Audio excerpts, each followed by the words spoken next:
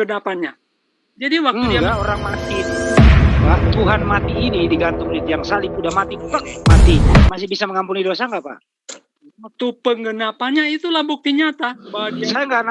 Saya nggak nanya penggenapan, Pak. Waktu dalam kuburan 3 hari 3 malam masih bisa ngampunin dosa nggak, Pak? Sama halnya dengan begini, Bro Henry. Misalnya, misalnya Anda sudah mau hukum mati ya. Oke, contohnya Anda sudah mau hukum mati. Ya, misalnya di negara kita bisa bolehkan orang lain mengganti. Misalnya Anda sudah mau dihukum mati, digantung. Kemudian saya datang menghadap Gojo atau kepada pemerintah yang berwenang untuk menggantung mati Anda.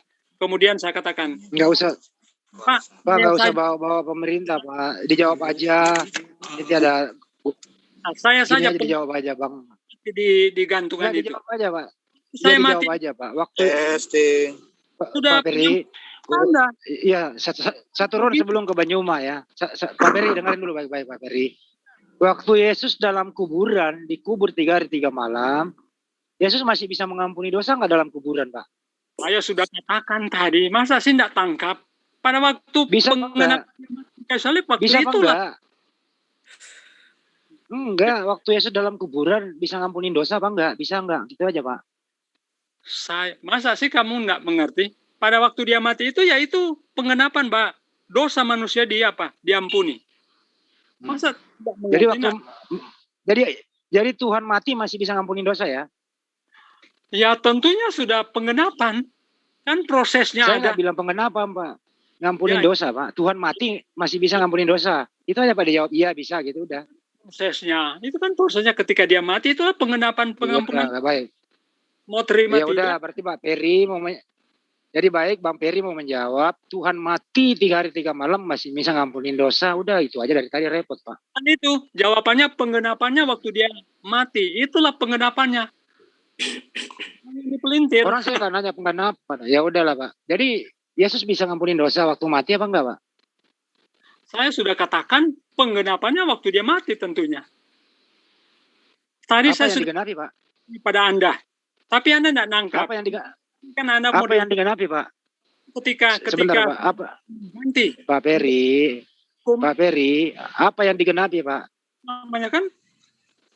Pak, apakah orang mati? Pak, apakah Tuhan mati ini masih bisa menggenapi, Pak? Saya sudah katakan waktu dia mati di kayu salib itulah penggenapan bahwa itu memang sudah tertebus dosa manusia. Atau gini aja, Pak, apakah Tuhan mati ini masih bisa berbuat apa-apa, Pak? Bisa berbuat apa-apa, Pak, tidak, Pak? Ya, saya sudah katakan tadi begitu, Bro. Tapi kalau Anda mau tanggap. Ya, oke. Namanya Tuhan mati, Pak, nggak bisa apa-apa. Itu aja diangkat sama orang lain, Pak. Butuh tenaga untuk ngangkat ke kuburan. Faktanya dia hidup. Ya. Artinya dagingnya, rohnya itu saya nggak nanya hidup. Saya nggak nanya hidupnya, Pak. Saya nanya matinya. Waktu orang lain mengangkat dia ke kuburan. Apakah Tuhan mati ini masih ada tenaga? Lagi. Tuhan mati, Pak. Pak Peri. Sebentar, saya belum dapat jawaban dari Bro Firman tadi ya. Mana manusia yang bisa menghapus dosa? Tidak ada. Saya sudah jawab tadi itu bahwasanya manusia atau rasul tadi itu nggak bisa dia itu mengampuni dosa, tapi dia memberikan suatu jalan, cara untuk pengampunan dosa. Biarkan dulu, Gurunda kita ini udah lama nggak bicara, kita kangen saya mau dengar suaranya Bang Juma. Assalamualaikum Bang Juma. Waalaikumsalam warahmatullahi wabarakatuh. Alhamdulillah. Salam, Bro. Kangen dengar suaranya. Ya, silakan, salam kawan. Ini temanya apa ya? Saya bisa mendengar langsung nih Bang Juma. Alhamdulillah. Trinitas dan Tauhid. Nanti boleh tanya dan Tauhid. Oh, baik. Sebelum kita memulai, mungkin dari teman-teman Muslim dan juga sahabat Kristen bisa bantu saya untuk menyelesaikan tesis saya ya. Saya ada pertanyaan kepada dosen pembimbing yang mudah-mudahan di sini bisa ada teman yang bisa menjawab. Saat Yesus itu datang sebagai manusia, dia itu ateis atau dia praktis Yudaism atau dia itu Kristen? Ada nggak yang bisa jawab di sini? Kalau dia ateis berarti dia tidak bertuhan. Kalau dia bertauhid, Yudaism berarti dia bertuhan, satu Tuhan. Kalau dia Kristen berarti dia bertiga Tuhan. Tolong teman-teman, ada yang bisa bantu saya? Jadi diulang pertanyaannya, saat Yesus datang sebagai manusia di muka bumi, apakah Yesus A. ateis, B. tauhid, C. Kristen? Kira-kira begitu. Ada yang bisa memberi tanggapan? Pak Ferry bisa kali memberi tanggapan? Tauhid. Ya, biar Pak Ferry saja yang menjelaskan terkait Pak Ferry yang jawab. Ya, silakan Pak Ferry. Yesus itu Tuhan. Ya, Yesus itu Tuhan. Jadi tentunya dia mengajarkan tauhid. Betul. Tauhid. Silakan Pak Juma. Yang lain tolong silent ya.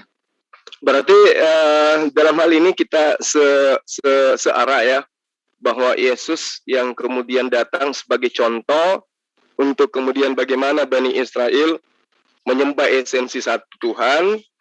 Dan ketika saudara Ferry tadi mengatakan bahwa Yesus itu bertauhid, artinya dia bersatu Tuhan. Nah, apakah juga kemudian pada saat Yesus itu bertuhan, pada saat yang sama yang dia tuhankan itu adalah esensi dirinya sendiri? Tadi saya sudah katakan, tapi ya tak apalah ya. Kalau saya sudah katakan dia menjelma menjadi manusia, tentunya ketika dia datang di sini, di dunia, hadir di dunia itu dia mewakili manusia.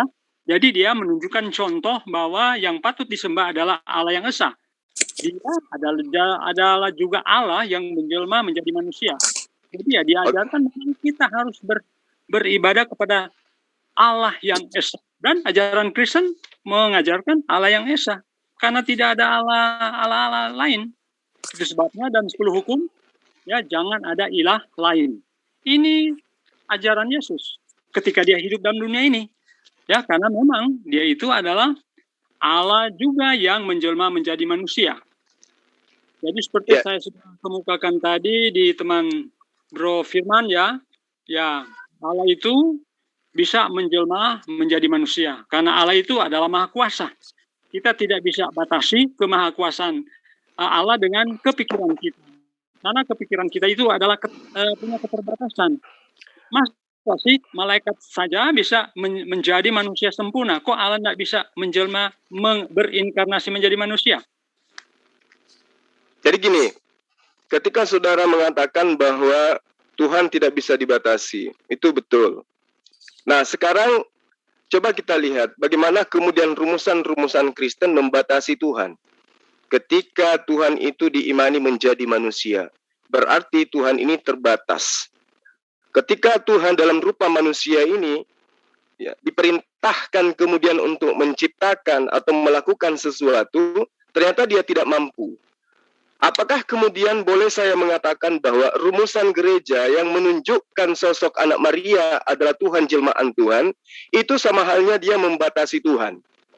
Karena faktanya ketika Yesus telah menjadi manusia, dia terbatas, dia tidak bisa berbuat apa-apa. Dan itu didukung oleh dalil yang ada di dalam kitab saudara. Bahwa aku tidak dapat berbuat apa-apa dari diriku sendiri. Berarti ketika sosok yang tidak mampu berbuat apa-apa ini dituhankan, maka jelas secara tidak langsung teman-teman Kristen membatasi Tuhan. Dengan cara apa? Dengan mengatakan bahwa Tuhan itu nuzul menjadi manusia. Dan ternyata setelah dia nuzul menjadi manusia, mempertontonkan untuk menyembah kepada esensi di luar daripada dirinya. Sehingga Yesus pun mengatakan dalam Yohanes 7 misalnya, di ayat-ayat 16. Apa yang Yesus katakan? Ajaranku tidak berasal dari diriku sendiri, tetapi dari Dia yang telah mengutus aku. Jadi ketika dikatakan bahwa Yesus itu adalah Tuhan, pencipta alam semesta yang nuzul menjadi manusia, maka sejatinya ayat ini salah. Ajaranku berasal dari diriku sendiri.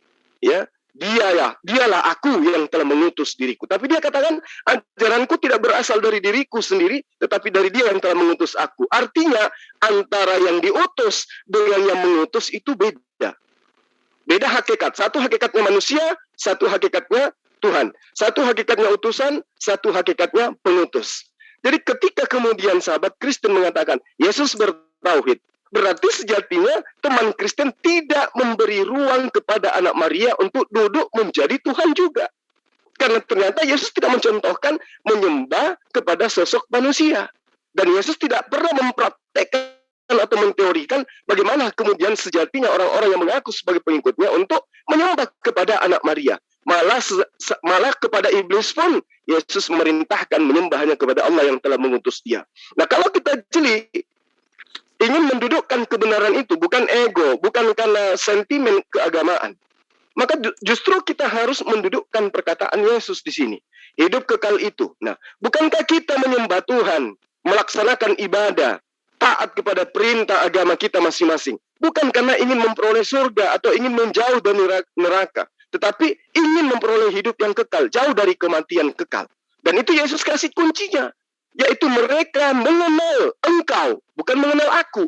Kalau mengenal aku, harus ruang lingkupnya sebagai utusan saja.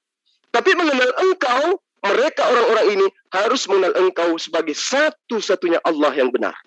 Berarti kalau ada kemudian ajaran yang muncul bahwa hidup kekal itu adalah memperturutkan keinginan untuk mempertuhankan Yesus, maka itu sudah menyalahi ajaran Yesus. Hidup kekal itu, nah, apa hidup kekal itu? Mereka, siapa mereka ini? Bani Israel, pengikut-pengikutnya, mengenal engkau yang telah mengutus aku sebagai satu-satunya Allah yang benar. Pada saat yang bersamaan, Yesus mengatakan, dan mengenal aku sebagai utusanmu. Artinya di sini dua yang harus dikenal.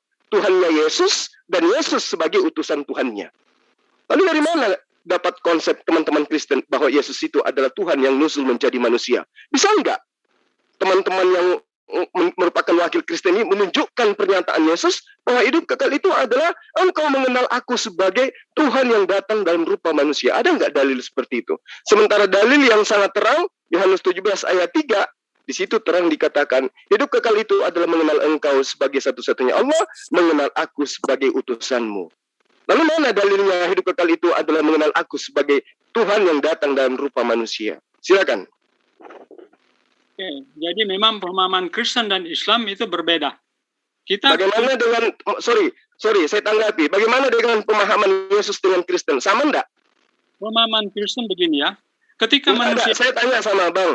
Ya, Islam Kristen berbeda. Sekarang Yesus dengan Kristen sama enggak? Nanti saya jelaskan. Sebentar. Oke, silakan. Keimanan Kristen dan keimanan Islam kan jauh berbeda. Ketika manusia dalam dosa ini, ya, lihat saja Adam dan Hawa, ya, mereka jatuh dalam dosa sehingga mereka harus dikeluarkan dari Taman Eden. Mereka tidak bisa berbicara langsung dengan Allah oleh karena keberdosaan mereka. Maka Allah tidak membiarkan manusia itu terpuruk, ya. Itu sebabnya dengan perintah Yesus, ya, Allah menjelma menjadi manusia untuk apa? Menjangkau manusia yang berdosa.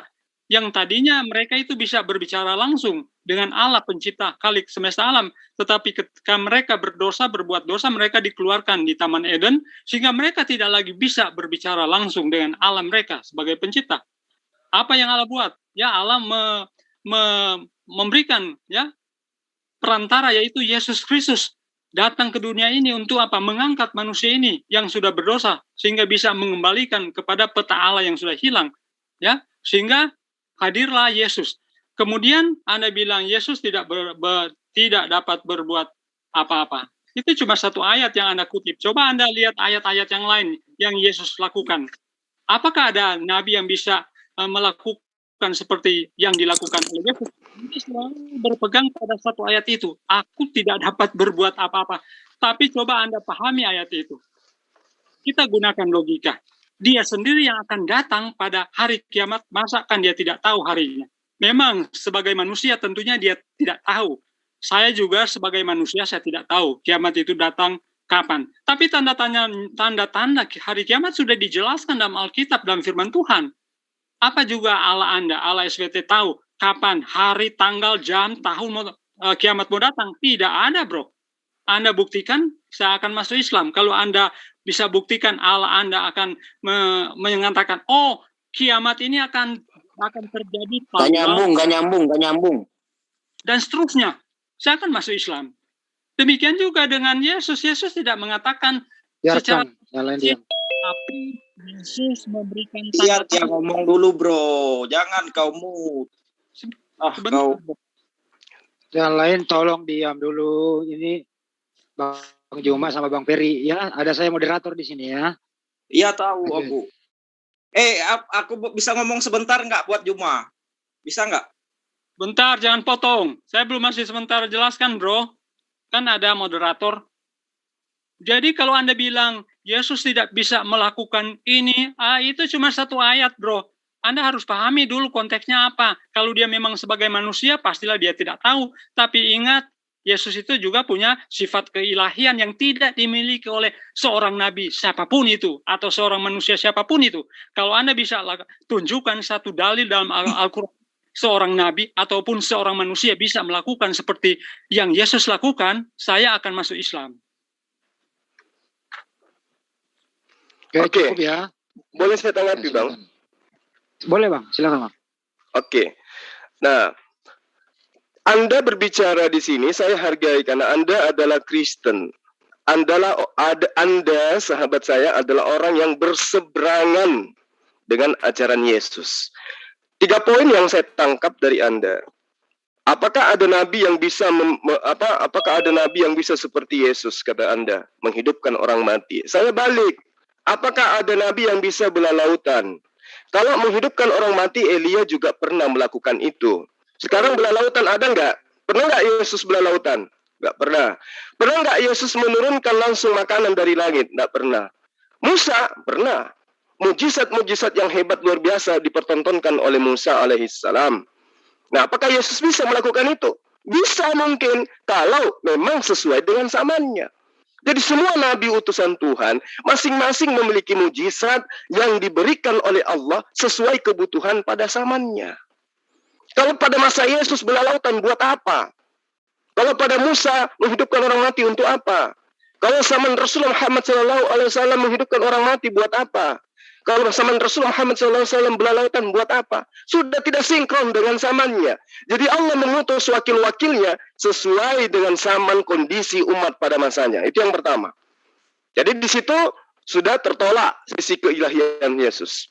Kemudian Anda mengatakan, adakah Allah menyebut tanggal kapan kiamat? Nah, ini pertanyaan kekanak-kanakan gitu loh. Andai saja Tuhan itu tidak merahasiakan kiamat, maka buat apa ada percobaan? Buat apa ada ujian? Semua orang akan melakukan hal yang sesuai dengan seleranya. Oh, hidup saya kan 100 tahun paling lama. Kiamat kan nanti tahun 3000. Oh, masih jauh. Berarti saya bisa berpoya-poya melakukan apa saja hari ini. Sama ketika Anda dikasih hukuman mati. Anda kena hukuman mati 3 bulan lagi kemudian. Dari hari ini sampai 3 bulan kemudian, saya yakin Anda tidak akan melakukan maksiat. Kenapa? Karena Anda sudah tahu kapan Anda mati. Begitulah Allah merahasiakan itu. Sehingga Yesus juga tidak tahu itu, karena itu adalah rahasia Allah. Yesus mengaku tidak ada seorang pun yang tahu. Aku sebagai utusannya pun tidak tahu. Hanya Allah saja yang tahu. Itu sudah valid itu. Jadi ketika Anda mengatakan, apakah Allah Subhanahu wa Ta'ala? Loh, Yesus sendiri yang mengatakan hanya Allah yang tahu kok. Lalu kemudian apakah diumumkan? Tidak. Tidak mungkin diumumkan. Kalau diumumkan, maka semua orang akan taat kepadanya. Tidak mungkin ada orang lagi yang menyembah selain daripada dirinya. Apalagi menyembah kepada roh-roh. Itu yang kedua. Kemudian yang ketiga, Anda mengatakan sisi keilahian Yesus. Sementara Yesus sendiri, seperti yang saya katakan kepada Anda, Yesus itu selalu menyandarkan semua yang dia lakukan itu kepada Tuhannya. Tidak ada satupun perilaku Yesus ketika dia datang yang kemudian menyatakan bahwa dirinya lah Tuhan. Nih, lihat buktinya. Saya bisa seperti ini karena saya adalah Tuhan. Saya bisa begini karena saya ada Tuhan. Dia senantiasa menyandarkan semuanya kepada Tuhan. Makanya dia dikatakan sebagai orang yang Muslim. Dia menyerahkan semuanya kepada Allah. Urusannya senantiasa dilimpahkan kepada yang mengutusnya. Artinya dia berserah diri. Berserah diri berarti dia seorang Muslim. Dia taat kepada apa yang diperintahkan. Aku tidak berkata-kata sesuai selain apa yang diperintahkan untuk aku katakan. Aku sampaikan. Aku tidak berbuat apa-apa selain daripada apa yang diperintahkan untuk aku lakukan. Jadi dia ini Muslim. Dia ini orang yang taat beribadah. Nah, sekarang ketika Anda menjagokan Yesus, salah besar kau memaksa Muslim Yesus itu. Apakah Yesus pernah membantah perintah Tuhannya? Tunggu Bang, biar Bang. Saya tanya, biar Bang. Apakah Ya, Yesus pernah? Tunggu, Anda tidak kenalan tadi langsung nyerocos, tidak perlu kenalan. Saya cuma mau tahu, apakah Yesus pernah membantah perintah Tuhannya? Tidak. Nah, berarti dia seorang Muslim. Orang yang tak kepada perintah Tuhan, dia adalah seorang Muslim. Masa orang Islam, kau masa orang Islam itu kepercayaan orang Yahudi juga mengakui Mesias itu ada. Saudara, saya katakan Muslim. Muslim itu adalah istilah Islam. Masuk. Bro, moderator, mana moderator? Jangan emosi, santai. Saya hanya mengatakan begini. Tusan Rudi itu Bang, pengacau dia. Ya, Kalting. Udah, saya tahu. Silakan. Sorry. Saya klarifikasi dulu. Jadi Yesus itu adalah orang yang sangat taat. Dia adalah hamba Allah. Yohanes 4 ayat 22. Aku menyembah apa yang kenal, kalian menyembah apa yang kalian tidak kenal. Artinya apa? Orang yang memiliki akal sehat sadar sesadar-sadarnya ternyata Yesus itu bertuhan. Berarti dia bukan ateis. Dan sayangnya dia tidak mentuhankan 3 pribadi. Dia hanya mentuhankan esensi yang telah mengutus dia. Berarti dia adalah seorang Muslim. Muslim itu artinya berserah diri. Apa yang diperintahkan itu yang dilakukan. Apa yang disuruhkan oleh Allah untuk ia katakan itu yang dia katakan. Dia tidak berkata-kata di luar wewenangnya dia. Nah, kalau Anda mau terima Muslim atau tidak Muslim itu terserah Anda. Tapi faktanya Anda mengambil kata kafir di dalam Al-Quran. Untuk kemudian Anda dudukkan. Tapi kata Muslim Anda alergi untuk mendengar itu. Tapi nggak apa-apa. Yang intinya sekarang adalah saya maupun Bang Ferry itu sepakat bahwa Yesus itu bertuhan. Dia adalah bertauhid, menyembah kepada esensi Tuhan yang satu, yaitu yang tidak pernah terlihat kata Yesus, dan suaranya pun tidak pernah didengarkan. Itulah dia yang disembah oleh Yesus. Nah sekarang pertanyaannya adalah, siapa yang mengajarkan teman-teman Kristen kemudian menyembah anak Maria? Dengan konsep, dengan rumusan-rumusan Bapak Gereja, mendudukkan Yesus ini seakan-akan setara dengan Tuhannya.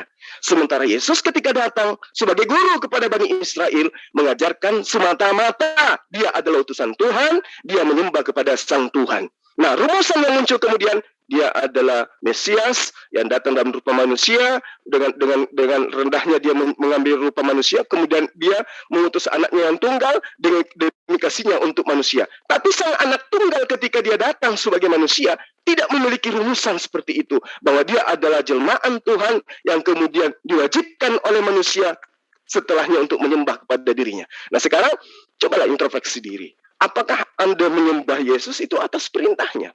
Apakah ada contoh dari Yesus seperti itu? Kalau Anda mengatakan, oh dia mampu menghidupkan orang mati, dia datang nanti di hari kiamat. Orang Islam juga sadar itu. Orang Islam juga tahu itu. Yang bermasalah dengan itu cuma orang Yahudi.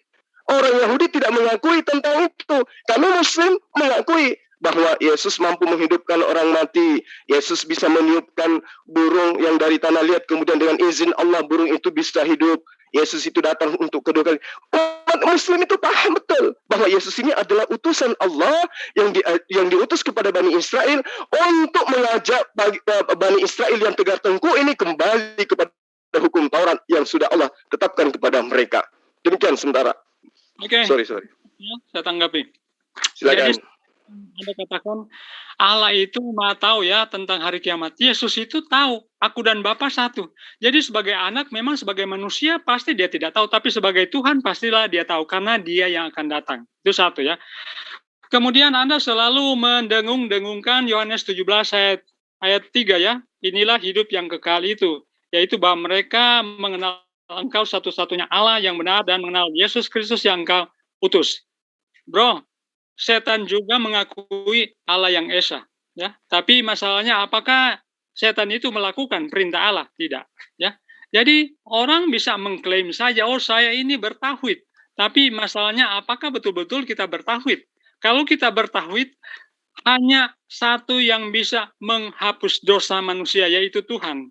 Bukan batu hitam, ya. Kalau batu hitam sudah ditempatkan di Ka'bah, kemudian itu bisa menghapus dosa, bukankah itu syirik? Ya, bukankah itu mengilahkan ilah yang lain? Karena Quran Anda saja mengatakan bahwa hanya Allah yang bisa menghapus dosa dan Yesus bisa menghapus dosa. Itu kedua. Jadi kenapa Yesus disebut Tuhan karena dia bisa menghapus dosa. Musa tidak bisa menghapus dosa manusia. Kemudian Musa bisa membelah Laut Merah, tetapi Musa tidak akan bisa memberikan upah pada akhir dunia ini. Musa tidak akan datang dalam kemuliaan, kemudian diikuti oleh malaikat-malaikat di surga. Tidak, ya. Tetapi Yesus akan datang seperti itu. Kenapa? Karena dia Tuhan, ya. Kenapa kami mengimani dia adalah Tuhan? Karena dia akan membawa upah pada hari kiamat nanti. Kalau Musa, dia tidak akan membawa upah kepada kita. Musa tidak bisa menghapus dosa manusia, ya. Musa pada akhir zaman tidak akan membangkitkan orang-orang yang mati. Tetapi Yesus, ketika mereka mendengar perkataan Yesus, orang-orang yang mati dalam Tuhan akan dibangkitkan.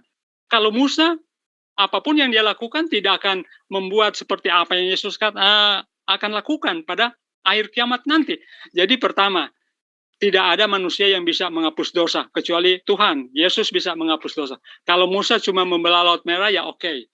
Kemudian, yang akan membawa upah pada akhir nanti dunia ini, yaitu apa? Yesus sendiri, bukan siapa-siapa. Dan yang akan membangkitkan orang-orang mati adalah juga Yesus sendiri, bukan siapa-siapa. Dan yang akan menghakimi dunia ini adalah Yesus sendiri, bukan siapa-siapa, bukan manusia. Apakah ada yang bisa melakukan seperti Yesus? Kalau mungkin membangkitkan orang mati, ya bisa saja ada, ya. Tapi itu di zaman dahulu, ya. Membangkitkan orang mati pada akhir zaman tidak ada itu, kecuali Yesus. Kemudian ya, berbicara tentang kami orang Kristen, ya. Memangnya di Al-Quran juga pernah mengatakan akulah Allah SVT dan Muhammad adalah utusanku. Coba Anda tunjukkan juga di satu ayat dalil dalam Al-Quran yang Allah SVT mengatakan akulah Allah SVT dan Muhammad adalah utusanku. Oke, saya kira demikian.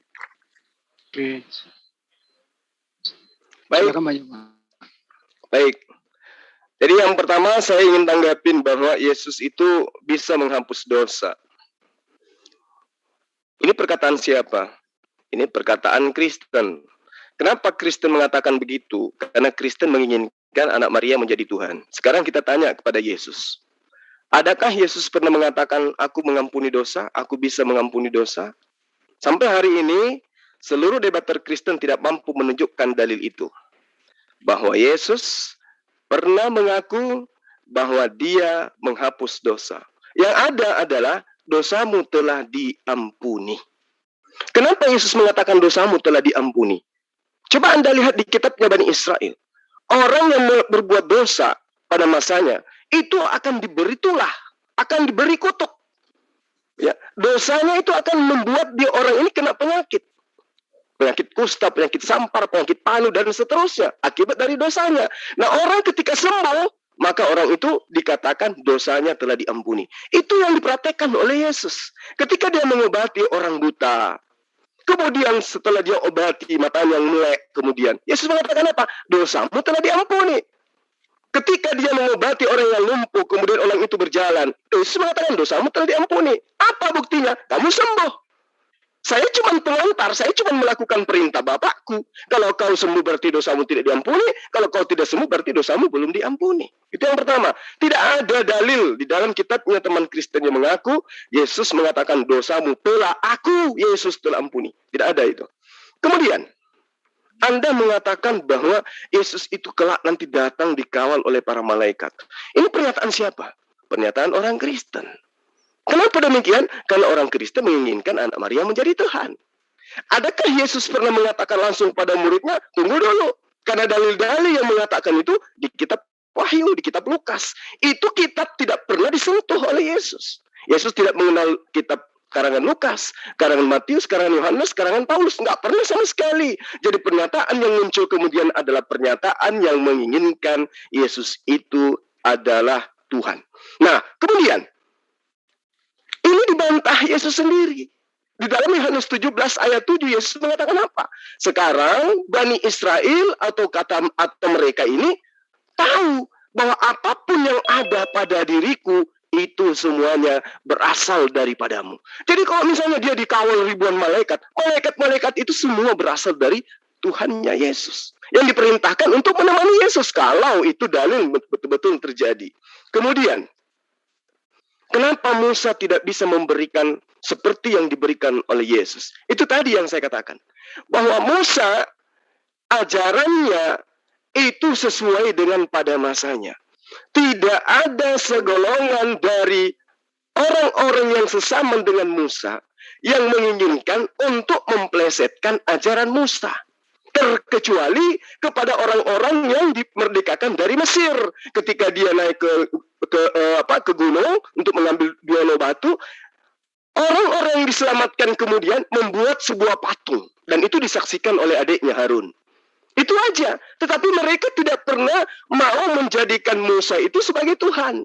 Meskipun mereka melihat Musa luar biasa. Apa yang dia minta? Wahai Musa, jika engkau benar adalah utusan Tuhanmu, minta kepada Tuhanmu agar memberikan kami makanan yang jatuh langsung dari langit. Musa diberikan. Wahai Musa, apapun dia minta, Musa kabulkan.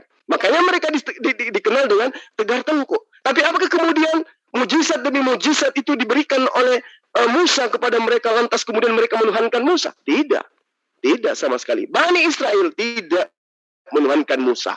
Nah, bagaimana kemudian muncul ajaran yang kemudian mengembeli Yesus begini, Yesus begono? Itu karena penguasa pada saat itu yang menguasai Palestina, yang menguasai tanah Yudea, yang menguasai Nazaret tempat kelahiran Yesus, itu adalah sebuah kekuatan yang memang sudah beragama pagan, beragama Trinitas, yang memahami dan mengimani bahwa mereka bisa nuzul menjadi manusia. Dan itu menguasai wilayah tempat Yesus berdakwah. Sehingga apa yang terjadi? Ajaran Yesus itu dikebiri. Yang muncul kemudian adalah ajaran penguasa. Maka jangan heran kalau Kristen Katolik itu berkuasa sampai hari ini di Roma. Karena mereka memang berkuasa, ajaran mereka berkuasa atas ajaran Yesus kala itu. Yesus nggak bisa apa-apa. Dia tidak mampu untuk menundukkan Bani Israel, apalagi menundukkan penjajah kala itu. Kalau Musa tidak, dia memerdekakan kaumnya, dia membebaskan umatnya. Yesus membebaskan dirinya saja dari tangkapan gak mampu, apalagi membebaskan Bani Israel. Kemudian, Anda mengatakan Yesus menghakimi. Adakah orang yang bisa menghakimi? Ini lagi-lagi pernyataan Kristen. Ini pernyataan Kristen. Karena menginginkan anak Maria menjadi Tuhan. Kalau Tuhan berarti menghakimi. Memang benar, seluruh nabi itu akan bersaksi terhadap nabi-nabi, terhadap umatnya masing-masing. Nabi Musa bersaksi tentang umatnya, Nabi Daud tentang umatnya, kemudian Yesus juga tentang umatnya. Makanya di dalam Al-Quran Yesus malah dihakimi. Wahai Yesus, apakah engkau pernah mengajarkan kepada Bani Israel bahwa engkau adalah Tuhan selain daripada aku? Maha suci engkau ya Allah. Aku tidak pernah mengatakan sesuatu yang bukan hakku. Ya, apa yang aku katakan adalah apa yang engkau perintahkan untuk aku katakan, untuk sampaikan. Seirama dengan apa yang dalam kitab Anda, Yohanes 12 ayat 49. Itu juga diterangkan dalam surah Maryam. Bahwa Yesus tidak berkata-kata selain dari apa yang diperintahkan untuk dia katakan. Nah sekarang Anda mengatakan Yesus menghapus dosa. Ya, Yesus dikawal oleh malaikat. Yesus itu ajarannya luar biasa dibanding Musa. Kemudian Anda mengatakan dia menghakimi. Itu ajaran Kristen kan? Yesus tidak pernah mengajarkan itu. Yang terakhir kemudian Anda mengatakan tentang batu hitam. Di dalam kitab Anda, kitab Bani Israel, Yosua 24 ayat 27. Sangat jelas dikatakan bahwa orang-orang pada masanya menjadikan tugu tempat penyembahan mereka kepada sang pencipta itu berupa batu. Batu ini hanya sebagai kiblat, hanya sebagai arah sujud. Ya. Bagaimana kemudian Yosua menerangkan apa yang dikatakan di sana bahwa aku mengambil batu. Sesungguhnya batu inilah yang akan menjadi saksi terhadap kita. Sebab telah didengarkan segala firman yang diucapkan oleh Tuhan pada kita. Jadi batu dari zaman para nabi itu memang selalu dijadikan sebagai tugu, sebagai simbol penyembahan terhadap sang pencipta alam semesta. Karena tidak mungkin kemudian Tuhan yang akan dijadikan di situ menjadi patung kemudian disembah. Itulah yang dilakukan oleh umat Islam hari ini. Jadi bukan batu itu penghapus dosa. Batu itu hanya sebagai saksi kiblatnya umat Islam yang senantiasa sujud kepada Allah. Jadi tidak ada yang menyembah batu di sini. Kalau dikatakan batu menghapus dosa, bukan batunya yang menghapus dosa, tapi ketaatan manusia untuk sujud kepada Tuhannya itulah yang kemudian menjadi saksi. Batu ini menjadi saksi. Sama ketika umat Islam itu berpuasa. Ada puasa sunnah, yang menyebabkan dosa-dosa itu berguguran. Berarti puasa ini menghapuskan dosa. Jadi bukan hanya batu yang Anda katakan kemudian sujud kepada batu menghapus dosa. Anda salah memahami itu. Jadi siapapun di dalam ajaran para nabi terdahulu, ya, Daud, Salomo, kemudian Musa, semua memiliki batu tugu tempat mereka itu bersandar pada Tuhannya, untuk sujud kepada Tuhannya.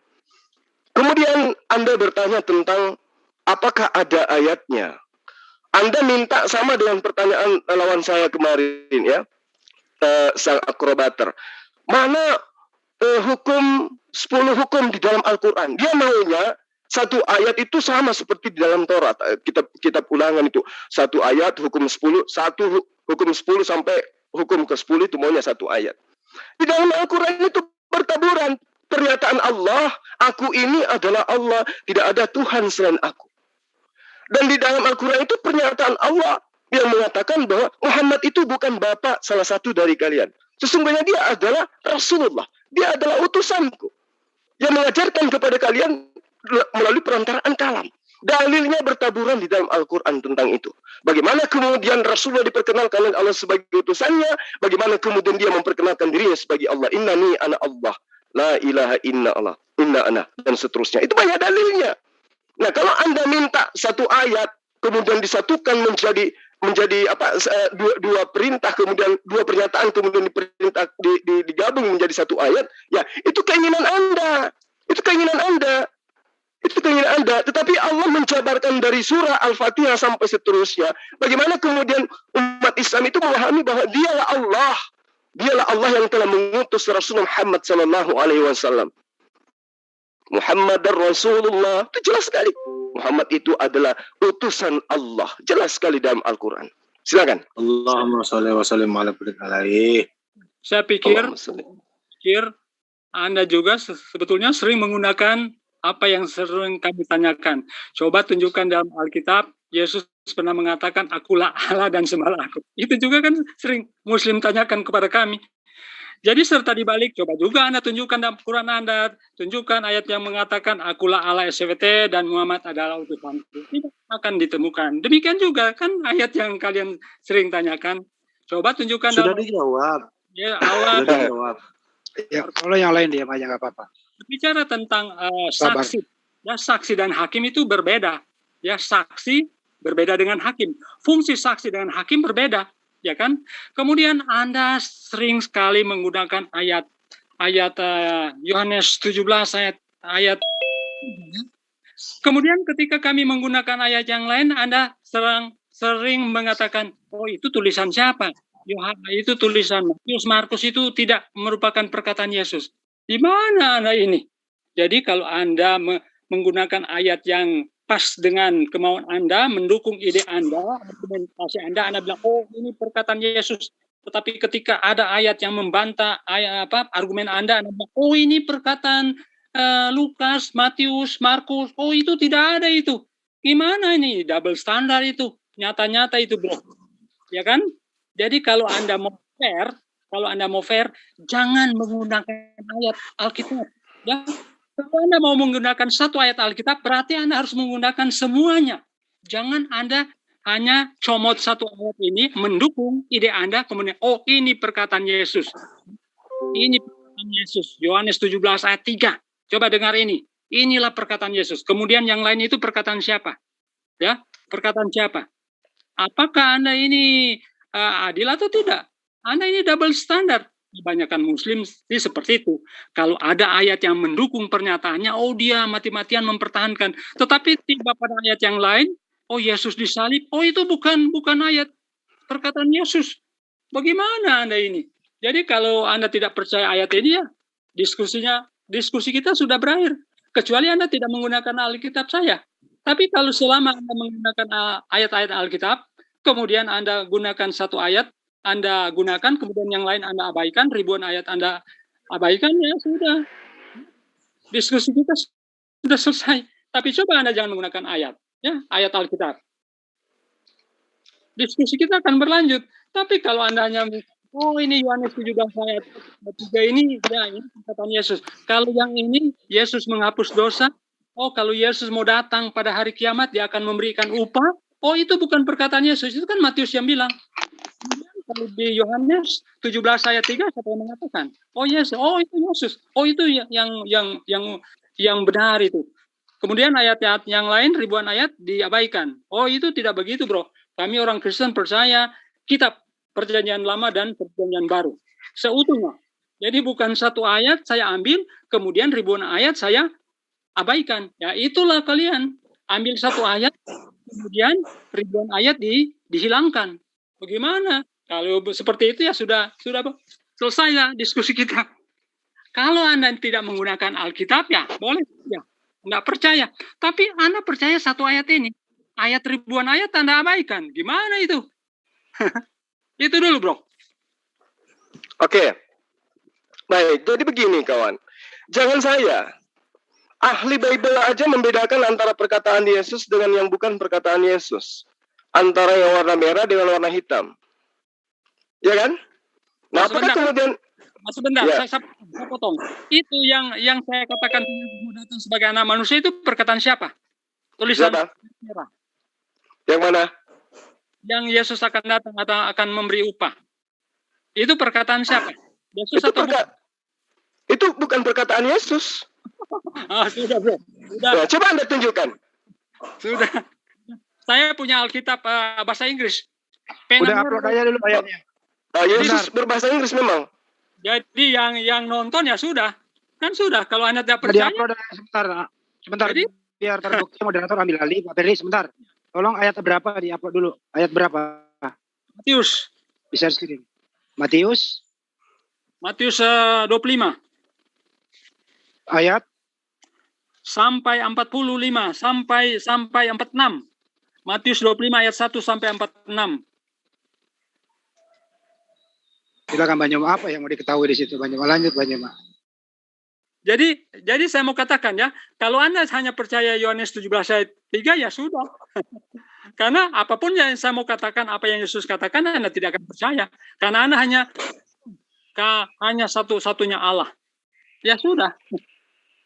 Sedangkan banyak perkataan Yesus yang tidak lakukan juga. Ya kan? Sudah. Jadi diskusi kita sudah selesai. Karena Anda cuma... Bukan. Begini kawan. Anda yakin? Ya sudah. Diskusi kita sudah selesai. Ya kan? Sekarang begini. Oke, Anda mengakui bahwa Matius 25 itu dari ayat 1 sampai seterusnya ya. Sampai ayat berapa tadi? Ayat ke-46 mungkin ya. Nah itu Anda jadikan sebagai acuan bahwa Yesus itu Tuhan. Betul? Cuma itu. Benar kan?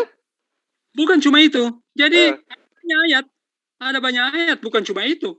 Ya coba Anda tunjukkan ayat mana yang betul-betul bisa Anda jadikan acuan sebagai pembenaran bahwa dia itu adalah Tuhan.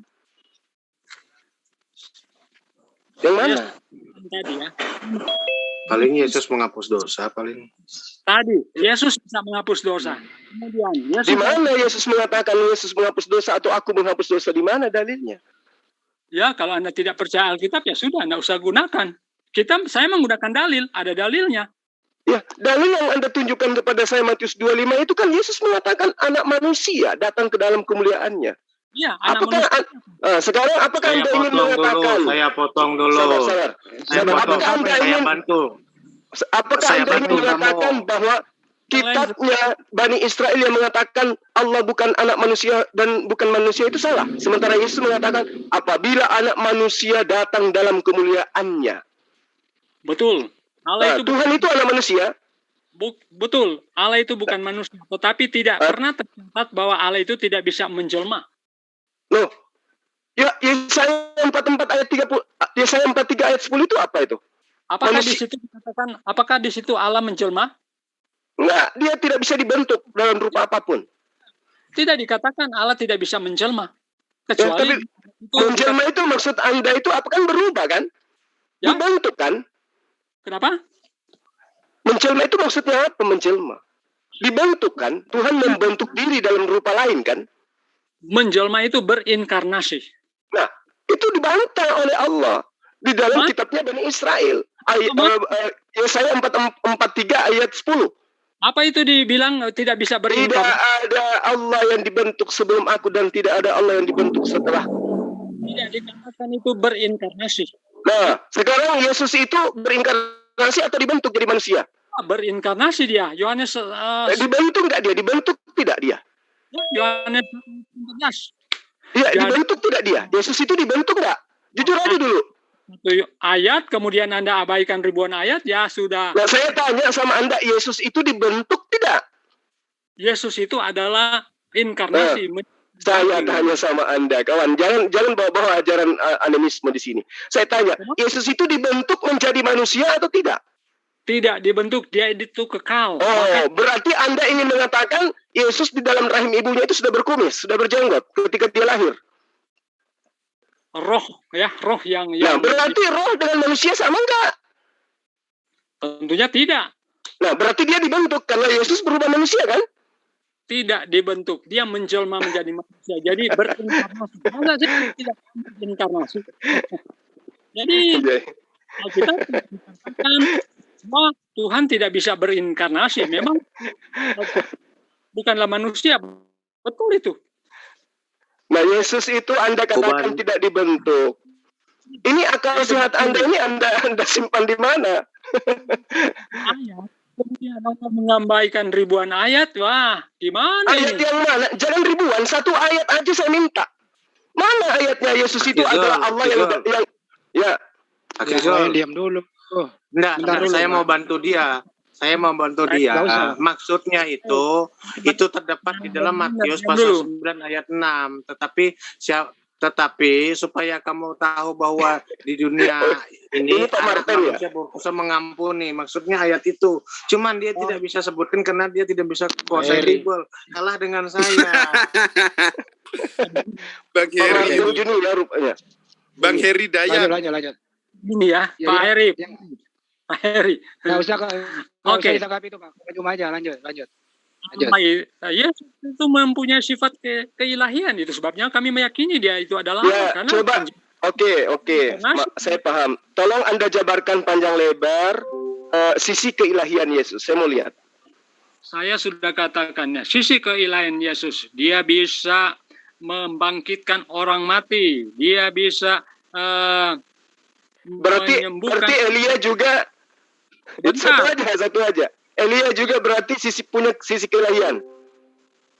Itu salah satu. Kemudian dia berarti ada berapa orang yang memiliki sisi keilahian? Elia dan Yesus, betul? Bisa memberikan kehidupan yang kekal. Itu saja. Coba Anda tunjukkan satu ayat dalam Al-Quran yang bisa memberikan kehidupan yang kekal. Saya tuntut. Coba. Bisa ada. Serius? Iya, serius yang bisa memberikan kehidupan yang kekal. Kecuali yakin? Allah. Yakin, saya yakinnya. Kalau saya katakan bahwa siapa yang mengikuti Rasulullah Muhammad SAW akan mendapatkan hidup yang kekal, itu gimana? Mengikuti. Memangnya kalau Anda mengikuti saya bisa memberikan kehidupan kekal Anda. Anda kan minta. Iya dong? Ada nggak dalilnya di dalam Al-Quran yang orang bisa memberi hidup yang kekal? Betul. Ya, apa? Ada orang yang bisa memberikan hidup yang kekal. Oke. Ya teman-teman, atur napas, saya tunjukkan dalilnya. A'udzubillahi minasyaitonirrajim. Qul in kuntum tuhibbunallah fattabi'uni yuhibbukumullah wa yaghfir lakum dzunubakum wallahu ghafurur rahim. Ya, Rasulullah Muhammad SAW mengatakan, jika kamu mencintai Allah, ikutilah aku. Pasti Allah mencintaimu, dan pasti Allah mengampuni dosa-dosamu, dan pasti Allah mengampuni dan menyayangimu. Ini kalau orang sudah diampuni, disayangi, itu kira-kira memperoleh hidup yang kekal nggak? Sekarang di mana? Muhammad di mana sekarang, bro? Loh, kok pindah topik? Kok pindah topik? Muhammad bisa memberikan kehidupan yang kekal, dia saja masih dikubur, bro. Dia sama seperti Musa. Dia dikubur. Dia sama seperti Musa. Orang bisa memberikan kehidupan yang kekal sedangkan dia masih dikubur. Mana logikanya? Mana logika? Begitu. Jadi sekarang begini. Jadi sekarang Anda mengakui Yesus memberikan hidup yang kekal. Amin, betul. Kapan itu terjadi? Ini di ayatnya.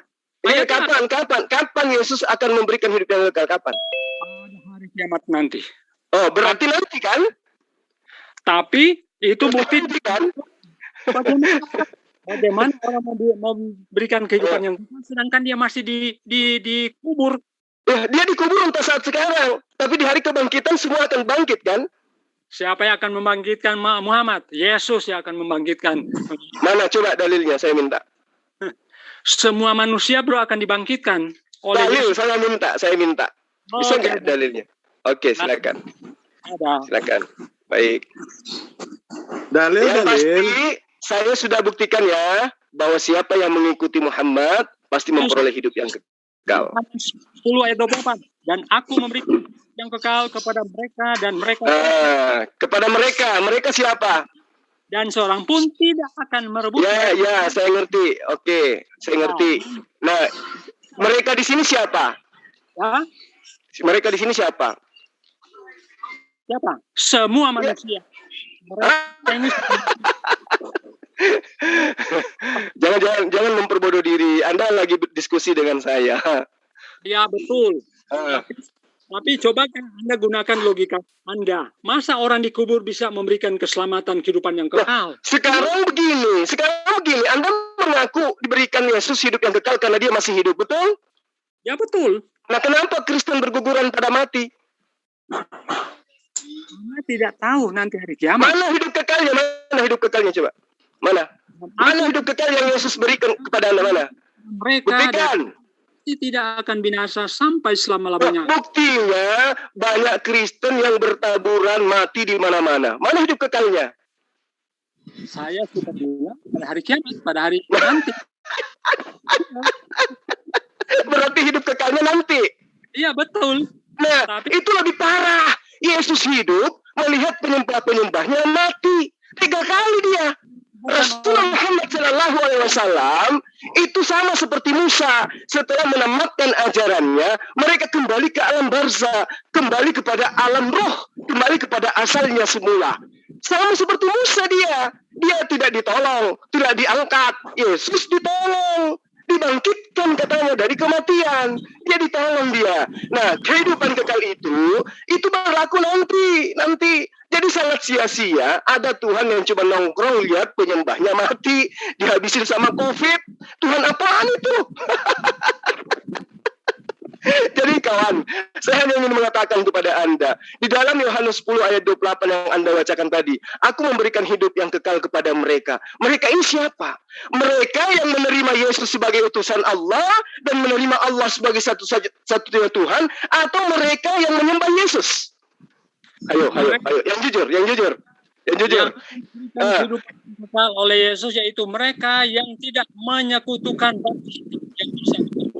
yang tidak menyekutukan siapa? Penghapus dosa. Yang tidak menyekutukan siapa?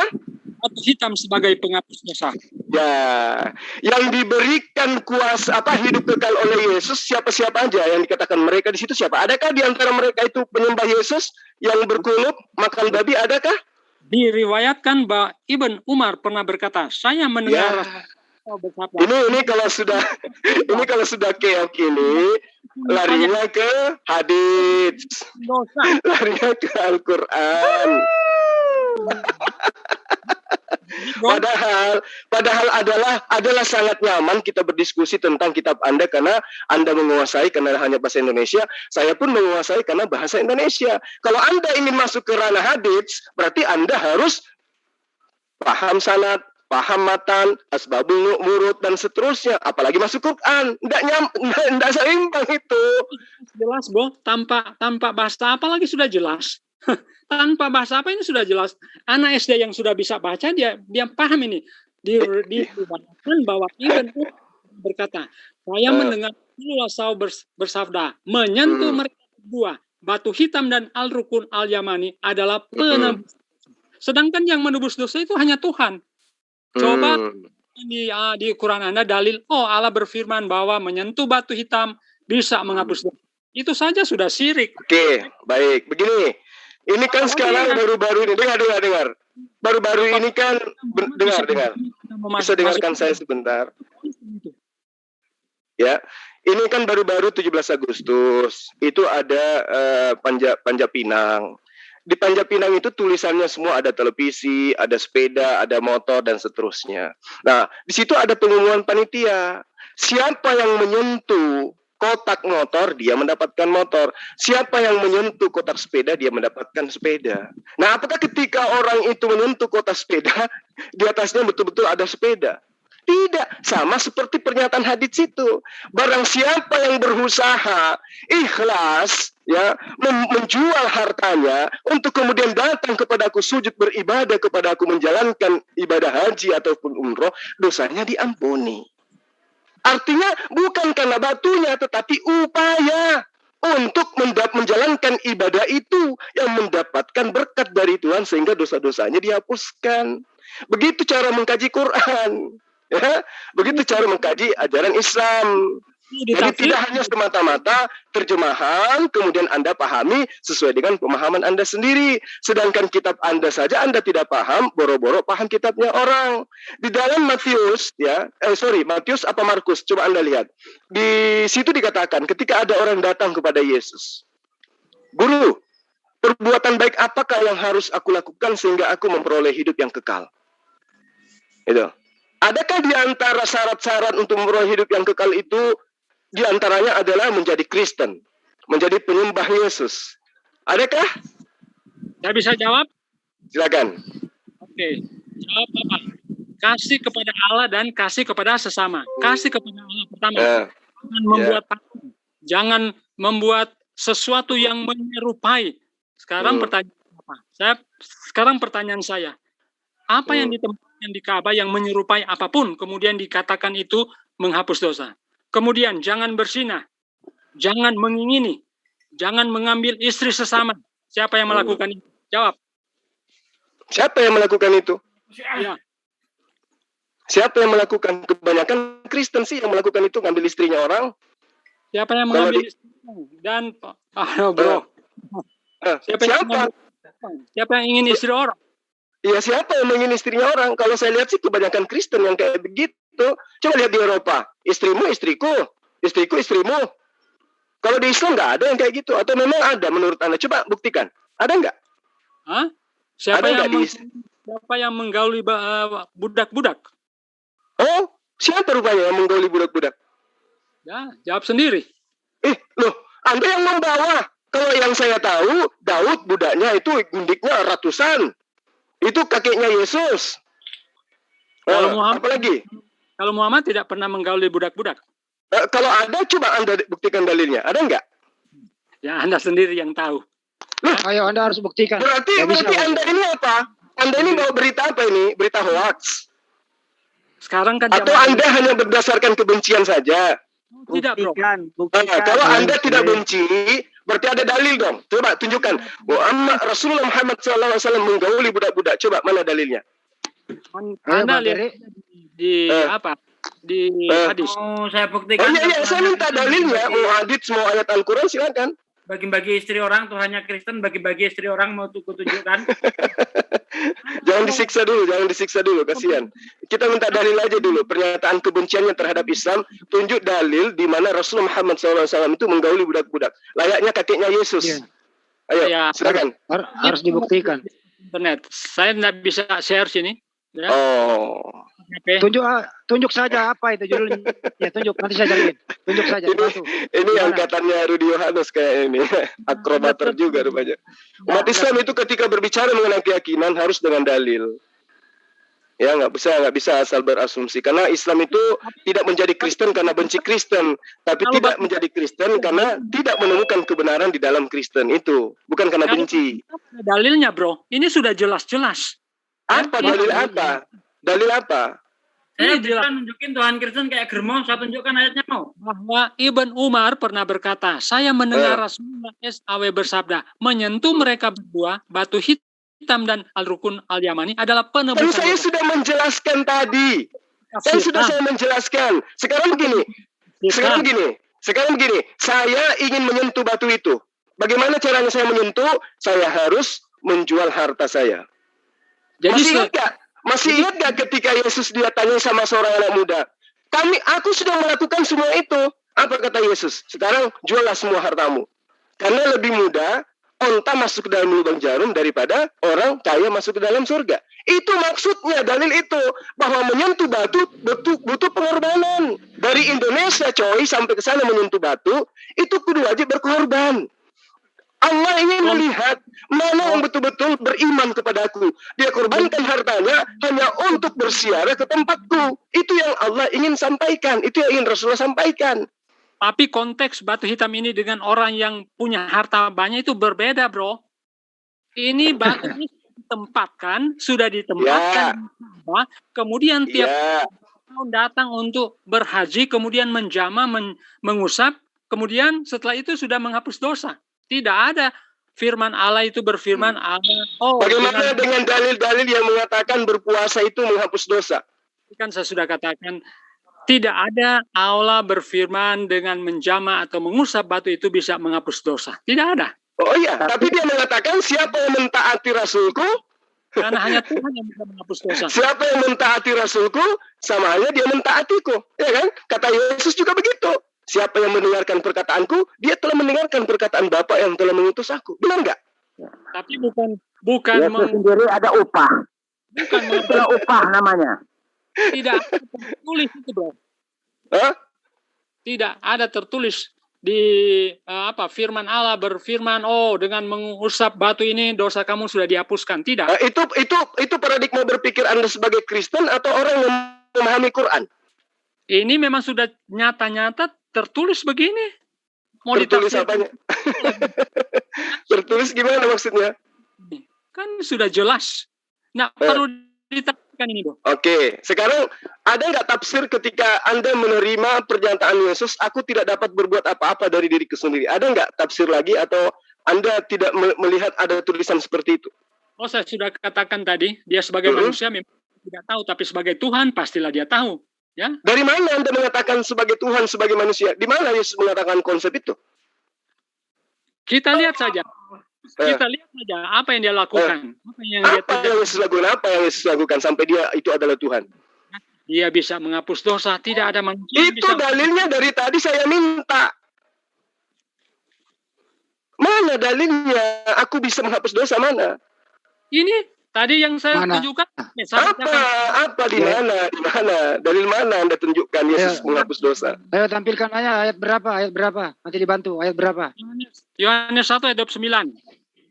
Yohanes 1 ayat 29. Coba bantu screen, ada yang bisa enggak? Yesus datang kepadanya dan ia berkata, lihatlah anak domba Allah yang menghapus dosa dunia ini. 1 Yohanes 3 ayat 5. Dan kamu tahu bahwa ia telah mengatakannya supaya ia menghapus segala dosa dan di dalam dia tidak ada dosa. Roma 11 ayat 7. Inilah perjanjianku dengan mereka apabila aku menghapus dosa mereka. Ibrani juga ada. Ya. Jadi dalilnya ada, bro, bukan karang mengarang. Tapi kalau anakku tanya di situ anakku itu siapa? Yang lain dia sebentar, ada Banjuma. Kalau merasa dikeroyok. Saya coba kaji ya, satu ayat aja dulu ya. Yohanes 1 ayat 29. Keesokan harinya Yohanes melihat Yesus datang kepadanya. Dan ia berkata, satu poin. Tulisan ini bukan tulisan Yohanes anak Zebedeus, murid Yesus. Itu satu poin. Thank you ya. Pada keesokan harinya Yohanes melihat Yesus datang kepadanya. Jadi kalau Yohanes yang menulis ini harusnya pada keesokan harinya aku melihat Yesus datang kepadaku.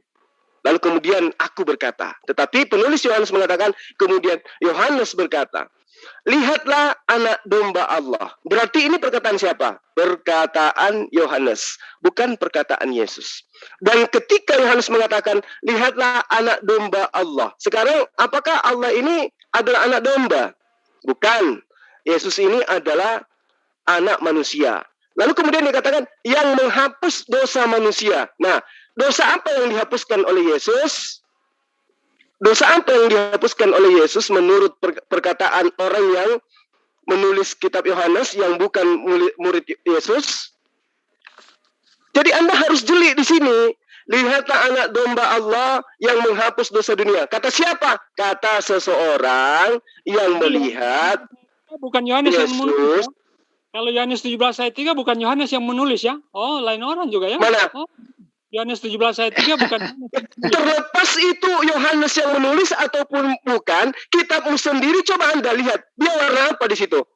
Ini saya menggunakan analisa Kristen loh. Di situ Yohanes 3 tulisannya warna merah. Kalau warna merah katanya itu adalah perkataan Yesus. Nah, Yohanes 1 ayat 29 warna hitam. Berarti bukan perkataan Yesus. Benar nggak? Ya, kudisusinya sudah selesai. Benar nggak? Warna merah tulisan Yesus, warna hitam bukan tulisan Yesus. Benar nggak? Kalau Anda percaya Alkitab, gunakan semua. Jangan comot satu ayat. Nggak bisa begitu.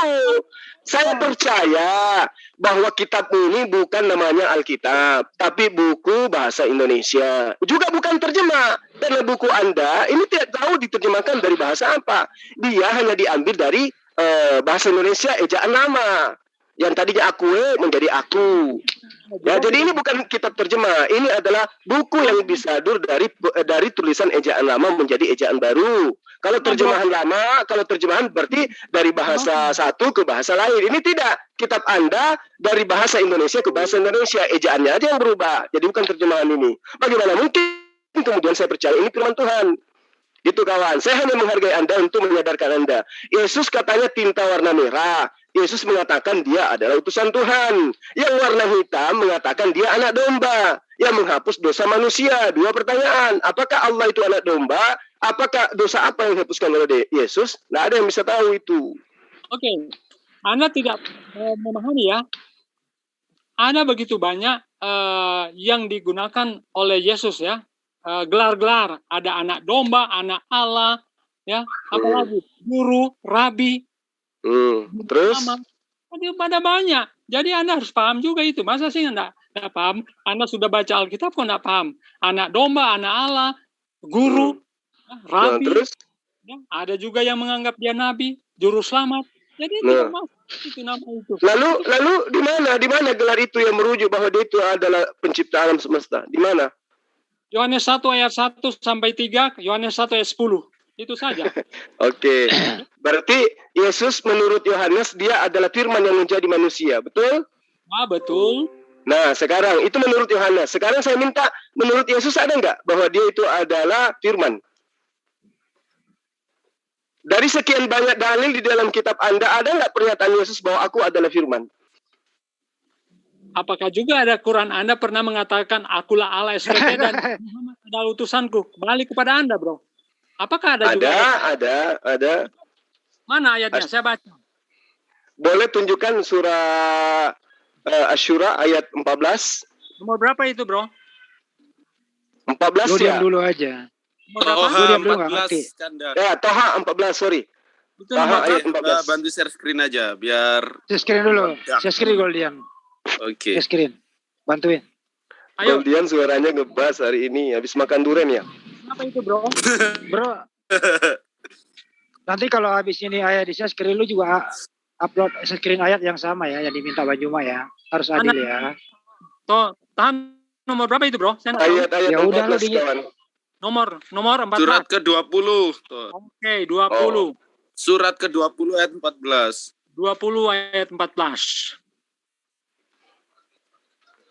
Sambil minum kopi campur masako, kawan-kawan. Kopi dulu. Saya air putih. Minum air putih yang banyak, Pak Ferry, biar nggak pingsan. Kalau ngisarap bah. 20 ayat 14. Ayat 14. 14. Iya. Terlelet kali nih.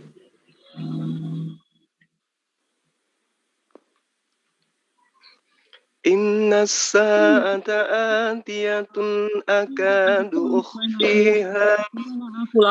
Nah, ini. Ya, terus mana Muhammad utusanku?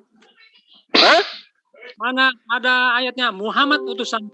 Saya kan mau ayat itu. Satu paket. Mau ayatnya Muhammad? Innani ana Allah la ilaha illa ana. Allah memberikan kesaksian. Mau ayat itu. Surah Al-Fat ayat 29, Ali Imran ayat 144, Al-Asab ayat 40, Muhammad ayat 2. Muhammad Rasulullah wa ma Muhammadun illa rasulun qad khalat min qablihi rusul ma kana Muhammadan aba ahadin min rijalikum. Anda kan selalu menanyakan juga seperti kami. Satu paket. Iya, itu dijawab. Saya tanya, ini perintah dalam Al-Quran jelas. Satu paket kan? Al-Fat ayat 29. Muhammadur Rasulullah. Muhammad adalah utusan Allah. Nah, apalagi tuh? Allah yang mengatakan. Siapa yang mengatakan itu, bro? Allah yang mengatakan itu. Siapa yang mengatakan? Ya, Allah yang mengatakan. Siapa yang mengatakan itu? Muhammad atau Allah langsung? Oh, jadi mau Allah itu turun seperti Yesus gitu. Bukan. Kan bagaimana? Bagaimana mau kita mau yakin? Tahu sumber Al-Quran dari mana? Muhammad atau itu jadi Anda itu perkataan Allah yang kemudian disampaikan kepada Rasul Muhammad sallallahu alaihi wasallam. Muhammadur Rasulullah walladzina ma'ahu asyidda'u 'alal kuffar. Terus saksinya siapa? Apa? Saksinya siapa? Saksi katanya. Oh, harus ada saksi. Oh, gitu. Kalau jadi kebenaran itu jadi tidak menjadi benar kalau tidak ada yang saksi gitu. Ya, harus paling tidak satu saksi lah. Baik. Oh, gitu. Harus ada saksi ya. Ya. Jadi kalau tidak ada saksi kebenaran itu pudar. Ya, saya tidak akan percaya. Sama dengan itu urusan Anda mau percaya atau tidak. Sedikit carikan saksi Hosea jadi nabi, Ferry. 5 menit. Carikan saksi Hosea jadi nabi. Jangan terlalu jauh, Adinda. Jangan terlalu jauh. Ketika Yesus mengatakan di dalam Yohanes 8 ayat 17, dan dalam kitab Tauratmu ada tertulis bahwa kesaksian 2 orang itu adalah sah. Siapa 2 orang yang dimaksud Yesus? Baca ayat di 18, apa dikatakan? Akulah yang bersaksi tentang diriku sendiri, aku Yesus, dan yang kedua adalah Bapakku yang mengutus aku. Itulah saksinya 2. Sama seperti Rasul Muhammad SAW. Saksinya adalah Allah dan juga Rasul Muhammad SAW. Ditambah satu lagi, siapa? Malaikat Jibril. Percaya ya, tapi kalau ayat yang lain kok nggak percaya. Gimana ya? Saya bukannya percaya, kawan. Saya bukannya percaya. Saya hanya mengembalikan standarnya ini ke kamu. Kamu Kristen mempunyai kitab. Ketika kitabmu mengatakan, dengar, ketika kitabmu mengatakan bahwa 2 saksi itu cukup, yaitu Yesus dan Bapaknya, sekarang Anda minta ketika Allah mewahyukan melalui malaikat Jibril kepada Rasulullah, Anda minta saksi. Ini gimana ceritanya? Sementara di kitab Anda percaya nggak kitab Anda? Itu yang dulu yang harus Anda jawab. Percaya nggak kitab Anda? Kalau Anda percaya, berarti standarnya Yesus harus Anda gunakan pada Al-Quran. Yesus mengatakan, lagi-lagi tinta merah. Dan dalam kitab Tauratmu ada tertulis bahwa kesaksian 2 orang adalah sah. Aku dan Bapakku 2 orang itu yang menjadi saksi. Hayo. Nah, ketika di Yohanes 17 ayat 8, segala firman yang Bapa berikan kepadaku telah aku berikan kepada mereka. Pertanyaannya, siapa saksi melihat Bapa datang kepada Yesus memberikan firman? Kan celaka kalau Anda minta saksi. Saya percaya kepada Alkitab. Nah, kalau Anda percaya, harusnya Anda sadar bahwa pewahyuan dari Sang Pencipta alam semesta itu tidak butuh saksi. Tetapi peristiwa yang dilakukan oleh Muhammad tidak ada. Mana buktinya bahwa Yesus menerima firman dari Allah disaksikan orang banyak? Mana buktinya? Saya mau kasih bukti ya. Yang Yesus naik ke surga ada saksinya. Muhammad yang saya tanya, ketika Yesus menerima firman dari Allah, siapa saksinya? Kok lari konteksnya ini gimana nih kawan? Jurus jaka sembuh. Jadi bro, sebentar yang lain dia. Jadi bro, ya. Benar dulu, Beri. Saksinya ada. Woi, sebentar dulu. Tapi kalau Al-Quran tidak ada saksinya satu. Kelamaan muter-muter. Dijawab dulu Banyuma itu. Dijawab, mana saksinya Yesus menerima firman. Itu aja dulu jawab. Kalau nggak bisa, udah. Mana saksinya Yesus menerima firman dari Allah, dari Bapaknya gitu. Itu dulu, jawab dulu bro. Capek dengerin lu, ditanya A, mundur ke A, B, muter-muter. Ayo Ber.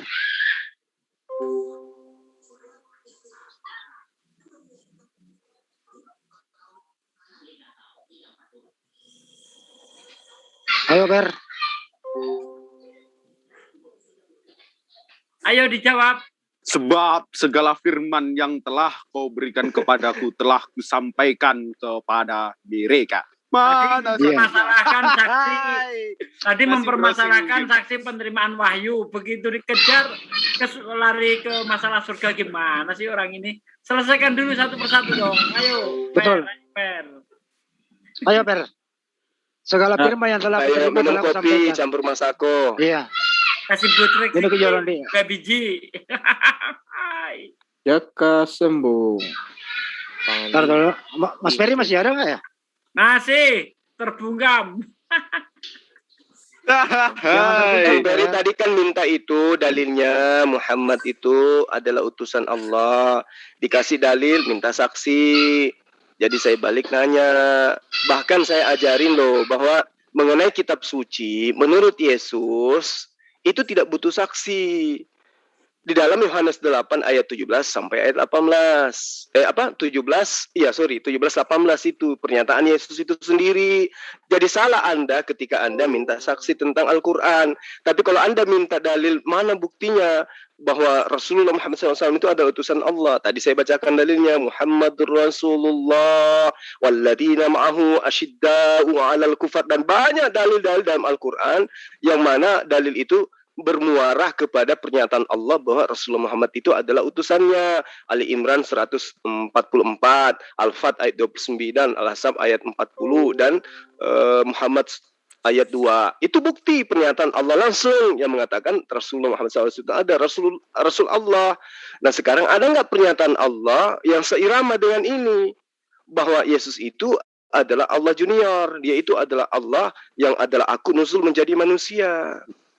Secara orang awam melihat dia tadi itu sudah blunder kemana-mana. Nah itu yang saya takutkan berdialog dengan teman-teman Kristen, karena ya itu dia menuduh umat Islam menyembah batu. Tak kasih bukti, ternyata di kitabnya orang-orang terdahulu batu itu sebagai saksi. Nah yang menghapus dosa itu apa? Upah daripada perbuatannya yang datang untuk berziarah ke tempat yang begitu jauh.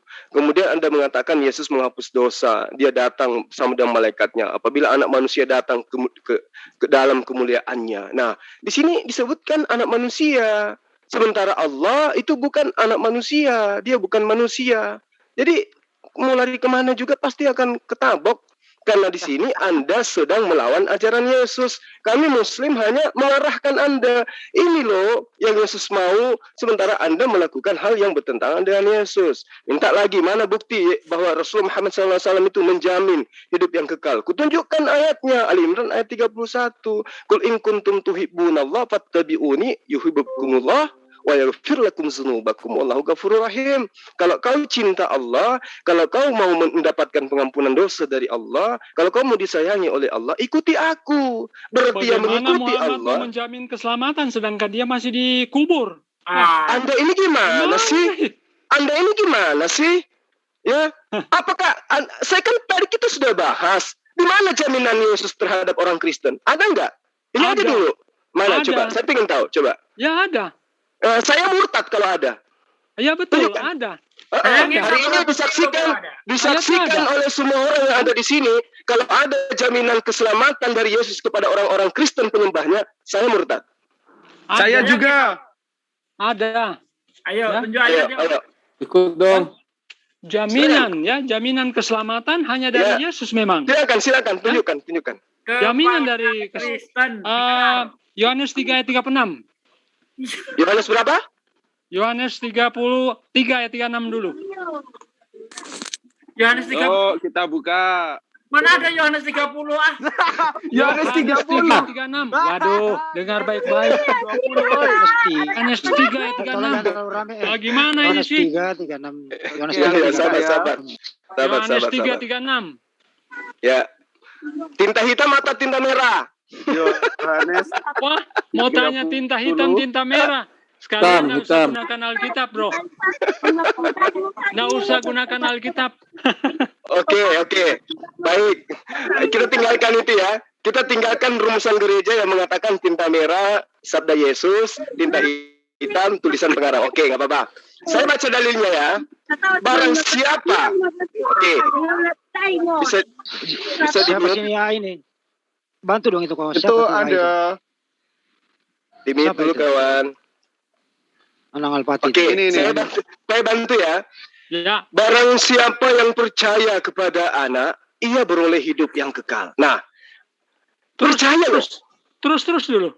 Tetapi barang siapa yang tidak taat kepada anak, ia tidak akan melihat hidup, melainkan murka Allah tetap ada di atasnya. Sepakat nggak kita ini? Yohanes 3 ayat 15.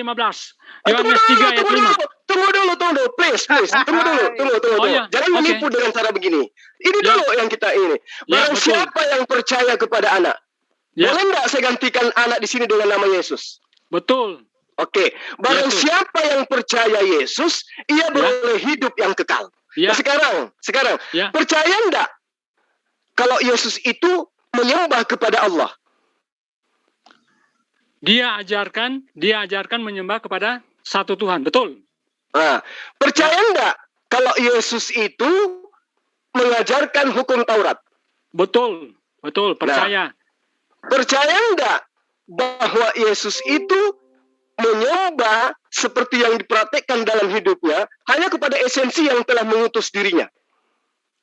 Ya, betul, percaya. Oke. Berarti ketika dia mengatakan barang siapa yang tidak taat kepada anak, ia tidak akan melihat hidup yang kekal. Betul. Nah, sekarang lanjut coba, saya lanjut ya. Tunggu. Yohanes 3 ayat 5 dulu. Baca Yohanes 3 ayat 5. Sekarang coba tunjukkan prosesi agama Anda yang merupakan sumbernya berasal dari Yesus sehingga Anda katakan itu adalah ketaatan. Oke, saya tunjukkan ya. Ya. Saya tunjukkan. Oke. Baca Yohanes 3 ayat 5. Apa itu? Baca, coba di share screen supaya orang bisa lihat. Screenku kelihatan kan, Bang Fer? Yohanes berapa? Yohanes 3 ayat 5. Yohanes 3 ayat 5. Screenku kelihatan kan, Fer? Kelihatan. Apa Yohanes 3 ayat 5 itu? Aku berkata kepadamu sesungguhnya seorang tidak dilahirkan dari air dan roh, ia tidak dapat masuk ke dalam kerajaan Allah. Maksudnya apa ini? Oke. Anda paham ayat itu? Apa maksudnya? Coba Anda berasumsi. Supaya Anda paham, baca Markus 16 ayat 16. Markus 16 ayat 16. Markus, supaya Anda paham, supaya Anda lebih paham. Markus 16 ayat 16. Oke. Markus 16 ayat 16. Oke, bro. Oh, jadi di sini Markus 16 dibaptis, diselamatkan, tapi ia tidak percaya akan dihukum. Baca 16. Markus 16 ayat 16. Iya, siapa yang percaya? Percaya apa ini? Baca dulu, baca lengkapnya. Siapa yang percaya dan dibaptis akan diselamatkan. Ya, tetapi siapa yang tidak percaya akan dihukum. Jadi harus dibaptis. Anda sudah baptis? Oh, tunggu dulu. Ya? Tunggu dulu. Anda sudah dibaptis? Tunggu dulu. Oke, baptis dulu, bro, supaya Anda diselamatkan. Jadi kalau tidak baptis, tidak diselamatkan. Tunggu dulu. Jangan menipu dengan cara seperti itu. Sekarang jadi begini. harus dibaptis dulu. Sekarang begini. Siapa yang percaya dulu? Percaya enggak bahwa Yesus itu adalah utusan Tuhan? Sekarang percaya enggak bahwa Yesus itu utusan Tuhan? Jadi itu kan ada kata dan situ. Dan dibaptis akan selamat. Jadi itu intinya. Jadi jangan cuma kita, oh Tuhan itu Esa, betul. Tapi apakah kita sudah taat? Sekarang begini. Ini di sini siapa yang percaya? Sekarang apakah Anda percaya bahwa Yesus itu tidak bisa berbuat apa-apa dari dirinya sendiri? Saya percaya dia adalah Tuhan. Jadi dia adalah itu ajaran siapa? Itu ajaran siapa? Ajaran Yesus tentunya. Di mana Yesus mengatakan bahwa aku ini adalah Tuhan? Di mana? Ini yang menjadi permasalahan sekarang. Anda percaya enggak kepada Yesus? Karena Yesus mengatakan di dalam Yohanes 3 ayat 36 yang Anda jadikan acuan tadi itu, jelas dia katakan bahwa kalau kau percaya kepada aku, ya, itu ayat 36 yang Anda jadikan sebagai acuan. Barang siapa yang percaya kepada Yesus. Nah sekarang, percaya enggak Anda kepada Yesus? Percaya. Kalau percaya, kenapa Anda menuhankannya? 1 Yohanes 1 ayat 1 sampai 3. Itu pernyataan Yesus atau pernyataan Anda yang dipersyaratkan di sini adalah percaya kepada Yesus, bukan percaya kepada Yohanes. Barang siapa percaya kepada anak, ayo, bukan percaya kepada Yohanes. 1 Yohanes 1 ayat 1 itu kan, Yohanes itu kan sudah jelas itu. Yesus itu adalah firman, firman itu bersama Allah. Itu perkataan Yohanes, makanya Anda tadi dan segala sesuatu diciptakan oleh dia. Jadi kenapa kita tidak bisa menyembah dia? Dia adalah pencipta. Sekarang Anda ini dituntut percaya. Anda ini dituntut percaya kepada Yesus atau kepada Yohanes? Kepada Yesus, karena dia adalah pencipta. Nah, justru kalau dia kepada Yesus, makanya saya katakan dia bisa menghapus dosa. Jadi kalau Anda tidak dibaptis, ya itu Anda mendapatkan hukuman. Yesus pernah membaptis orang enggak? Dia memberikan contoh. Dia memberikan contoh. Dia perintahkan. Yesus pernah membaptis orang enggak? Itu dulu. Dia tidak membaptis orang, tapi dia apa? Suruh. Dia suruh. Barang siapa percaya kepada aku apa? Harus dibaptis. Kalau tidak, dihukum. Itu perkataan Yesus. Apa lagi? Yesus mencontohkan. Ya toh? Anda mengatakan dia mencontohkan. Nah sekarang, pernah enggak Yesus itu membaptis orang? Tidak. Kenapa? Enggak pernah. Berarti dia tidak pernah mencontohkan, kan? Iya. Oke. Nah, sekarang Yesus itu pernah mengajarkan menurut Anda dalam Markus 16 ayat 16. Ya toh? Nah, bukan cuma Markus, di Matius juga. Matius 20. Jangan loncat-loncat dulu. Iya, tapi bukan cuma Markus. Matius juga ada. Baptis. Iya, saya ngerti. Ya. Di dalam Markus 16 ayat 16, di situ ada kategori percaya. Iya, betul, percaya. Iya, kalau Anda sudah termasuk orang-orang percaya, berarti Anda sudah memiliki tanda-tanda orang percaya. Pertanyaan sekarang, apakah Anda memiliki tanda-tanda itu? Percaya, setan saja percaya, tapi dia tidak melakukan. Anda, apakah tanda-tanda orang percaya itu sudah ada pada diri Anda? Setan percaya Allah satu-satunya ada, tapi dia tidak melakukan. Saya tanya kepada Anda. Jadi kalau cuma bilang percaya, semua orang, oh saya percaya, tapi apa sudah taat? Nah ini tunggu. Anda jangan mengelabui, jangan menipu dengan cara begitu. Kenapa mau mengelabui? Ayatnya jelas. Saya tanya sama Anda. Saya tanya kepada Anda. Anda sudah dibaptiskan. Anda sudah dibaptiskan. Tidak mau mengelabui. Untuk apa mengelabui? Anda sudah dibaptiskan. Ini zaman internet, bukan zaman jahiliyah Arab. Anda sudah dibaptiskan. Sudah. Oke. Berarti Anda termasuk orang yang percaya. Ya, amin. Bisa saya buktikan? Ya, bisa. Oke. Apakah tanda-tanda orang percaya ada pada diri Anda? Iya, betul. Ada. Anda bisa minum racun, nggak mati gitu? Oh, tidak. Anda gunakan otak, bro. Yo, kita diberikan Anda mengatakan iblis pun bisa mengaku percaya. Anda mengatakan iblis pun bisa mengaku percaya. Anda juga mengaku percaya. Bisa nggak kita buktikan bahwa tanda-tanda percaya itu ada pada diri Anda? Kita diberi akal oleh setan, oleh Tuhan. Sudah tahu kita diberi akal, maka kami harus membuktikan. Itu ada orang ini percaya. Kalau misalnya kita memberikan kabar Injil, kemudian kita disuguhi oleh orang tidak begitu dalilnya. Dalilnya nggak begitu. Tidak tahu itu racun yang kita minum atas kehendak Allah itu begitu. Tidak mempan racunnya. Justru di sini dikatakan. Sudah tahu racun itu kemudian kita minum. Itu enggak dalilnya nggak begitu. Apa dalilnya? Kok diminum? Kan tidak mungkin itu. Saya sudah tahu itu racun. Kok diminum? Diam dulu. Tuhan mengatakan jangan engkau mencobai Allah. Emang lu Allah. Lu kan manusia yang percaya katanya. Kalau kau percaya, maka tanda-tanda itu akan menyertai kamu. Kalau tanda-tanda itu tidak menyertai kamu, berarti cuma di mulut. Berarti tanda itu cuma di mulut. Atau dalil ini dalil palsu. Bukan seperti itu pemahaman Anda. Itu pemahaman Anda kan? Coba Anda bacakan dalilnya. Coba Anda bacakan. Coba Anda bacakan ayat 17-nya. Please, bacakan. Jangan saya yang baca, Anda yang baca. Coba. Jadi manusia itu diberikan oleh saya minta saudara membaca ayat 17. Baca ayat 17-nya, please. Kondisi yang baca ayat 17-nya. Baca ayat 17, please. Baca. Saya sudah tahu itu. Tapi kita diberikan akal oleh Tuhan. Sudah tahu itu.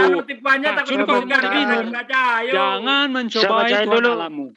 Jadi itu saja. Sebentar, saya bacain dulu. Jadi Anda taat ya taat. Tapi apakah kita taat kepada meminum racun? Tentunya tidak. Kita diberi akal. Saya bacain dulu. Saya kasih analogi dulu sebentar, Bang. Ya. Kita tidak bisa membedakan mana yang bisa, mana yang tidak. Dimut dulu. 1 menit. Tanda-tanda orang yang bisa berenang. Tanda-tanda ini akan menyertai orang yang bisa berenang. Ketika dia melihat air, maka dia menceburkan dirinya dia tidak akan tenggelam. Nah, sekarang saya bisa berenang. Tanda-tanda itu bisa diuji, Kak. Bisa nggak dilihat? Bisa. Dengan cara apa? Dengan cara saya nyebur ke air. Dengan cara saya nyebur ke laut atau ke sungai. Dan tanda-tanda itu ada pada diri saya. Sekarang, ada orang yang tidak bisa berenang, tapi ngaku bisa berenang. Ketika ada laut, disuruh loncat. Mau nggak dia? Dia akan mengatakan, enggak begitu caranya. Maksudnya, kamu nggak boleh mencoba seperti itu. Dia tidak mati. Ya, buktinya. Nah, itulah kamu sekarang. Jadi ada situasi-situasi tertentu.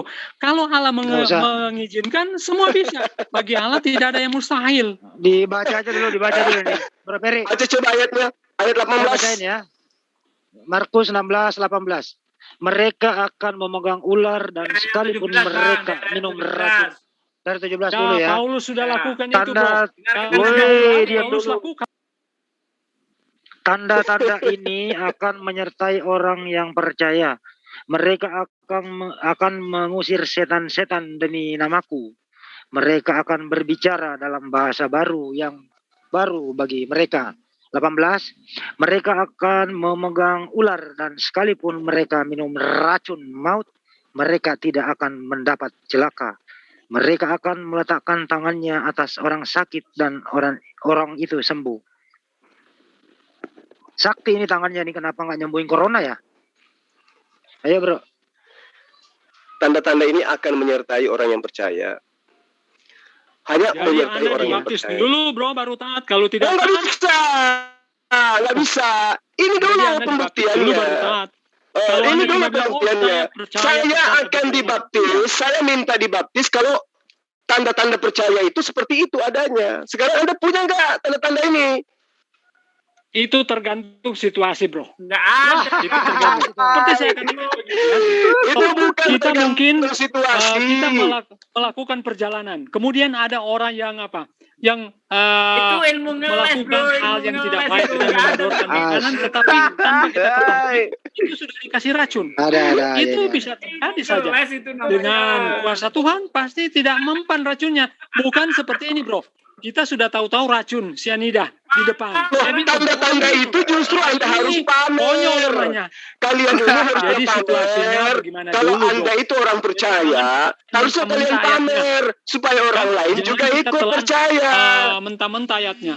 Kalau Anda sendiri yang aku percaya tidak mampu mempraktekkannya, bagaimana mungkin kemudian orang lain mau mengikutinya? Bro, halo bro, Andi.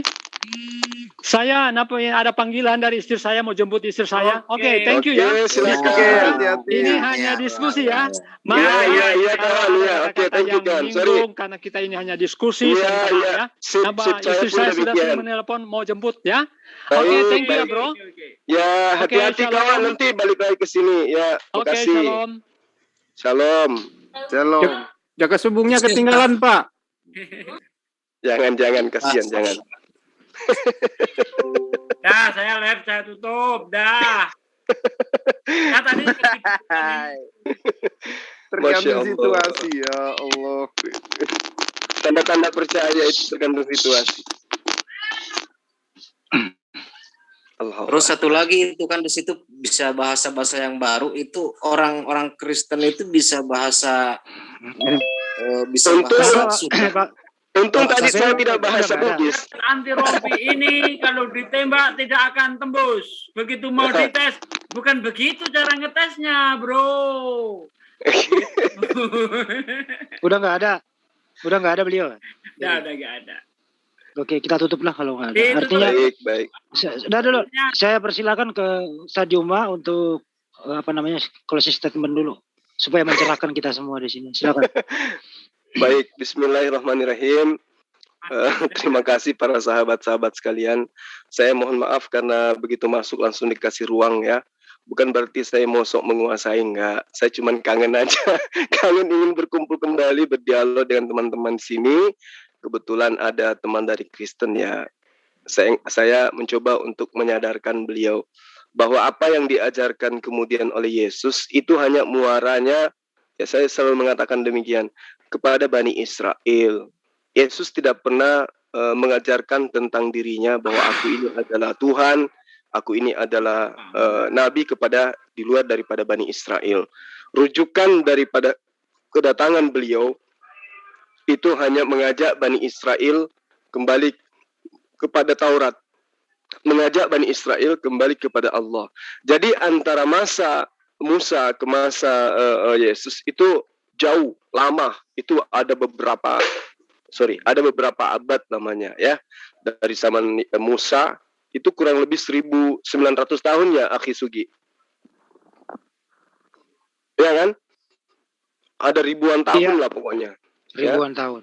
Iya, antara 1500 sampai 1900 tahun itu masa Musa kepada masa Yesus. Jadi ada masa di mana ajaran Musa itu sudah hilang. Jadi pada masa Musa saja, kata Musa, sedangkan aku masih hidup, kalian telah melakukan pembangkangan terhadapku, apalagi nanti ketika aku mati. Nah, Yeremia ada juga dikatakan seperti itu, bahwa apakah engkau masih mengharap kebenaran dalam Taurat, sementara mereka telah merubahnya dan seterusnya. Jadi pada masa Musa, itu ribuan tahun kemudian, apakah ajaran Musa itu masih bertahan? Tidak, karena tidak ada jaminan dari Allah. Layaknya Al-Quran dijamin oleh Allah. Kamilah yang mewahyukan, kami juga yang menjaganya. Nah, Taurah itu tidak ada pernyataan Allah seperti itu. Dan itu masanya ada 1700 sampai 1900 tahun masa penantian. Kemudian datanglah sosok Nabi bernama Isa alaihissalam yang kembali hanya untuk mengajak Bani Israel kembali ke hukum itu, yaitu menyembah kepada Allah dan mengakui dirinya sebagai utusan Allah. Tapi ditolak. Nah, abad 3 sebelum Masehi, karena sudah tidak ada lagi yang mengerti bahasa Torah, tidak ada lagi yang paham tentang kitab Ibrani, lalu kemudian ada salinan-salinan pada masa itu, maka diterjemahkan ke dalam bahasa Septuaginta. Itu 3 sebelum Masehi. Nah, ajaran ini kemudian yang disebut dengan Perjanjian Lama di Kristen. Nah, ini sudah jauh dari ajaran Musa, sudah hampir 2000 tahun. Nanti dari ajaran Yesus kemudian 2 abad kurang lebih, barulah kemudian diproklamirkan ajaran Kristen ini. Muaranya bukan ke Yesus, muaranya kepada Paulus, pendiri Kristen yang memang sudah menggodok sebuah konsep, rumusan-rumusan untuk bagaimana non-Yahudi bisa membuat sebuah konsep untuk menuhankan Tuhan mereka yang sudah lama, yang sudah mereka anut secara turun-temurun. Maka diambillah ajarannya Yesus, diambillah ajaran Perjanjian Lama untuk kemudian dicocokkan dengan konsep yang sudah lama ini, lahirlah sebuah konsep Tuhan berinkarnasi menjadi manusia. Nah, itulah yang mereka terima, sahabat Kristen ini terima sekarang. Jadi sejatinya mereka ini kudu wajib dikasihani, bukan dibenci, diajarkan, diluruskan. Nah, karena kenapa? Karena Al-Quran itu datang untuk menyelamatkan mereka, menyelamatkan orang-orang yang menggadaikan keselamatan mereka dengan mengikuti orang-orang terdahulu mereka yang menginginkan misi setan mengajak manusia menyembah kepada manusia. Coba kita lihat bagaimana kemudian iblis membisiki Yudas. Yudas mengkhianati Yesus. Kemudian dikatakan dengan matinya Yesus, manusia mereka ini, orang-orang ini ditebus dari dosa waris. Dengan matinya Yesus, mereka dibebaskan dari hukum Tuhan. Artinya apa? Memang murni ajaran Kristen itu datangnya dari ajaran yang tidak diajarkan oleh para nabi. Murni saya bisa mempertanggungjawabkan bahwa ajaran Kristen itu adalah ajaran yang berasal dari bumi. Ajaran yang dibuat-buat oleh manusia, bukan ajaran para nabi. Ajaran para nabi tentu nuansanya akan sama dengan ajaran Islam. Kenapa? Selalu rujukannya kepada Allah dan selalu rujukannya bersandar kepada perintah Allah. Kalau ini tidak, mereka bersandar kepada pengajaran manusia untuk menghindar dari perintah Allah. Galatia 5 ayat 1. Dengan matinya Yesus, lagi-lagi Yesus yang dijadikan tameng. Dengan matinya Yesus, maka kita dibebaskan dari aturan Tuhan dan dimerdekakan dari kuk penghambaan. Jadi merdeka dari aturan Tuhan dan merdeka dan bebas untuk tidak menyembah kepada Tuhan. Itulah Kristen. Makanya mereka itu memang tidak pernah menyembah Tuhan. Selalu mengatakan Bapak, Roh, Anak, Roh dan sebagainya, tapi tidak sampai kepada Tuhan. Dia hanya menyandarkan mulut mereka itu kepada Bapa, kemudian menyandarkan iman mereka kepada Yesus, dan kemudian berhalusinasi dengan Roh.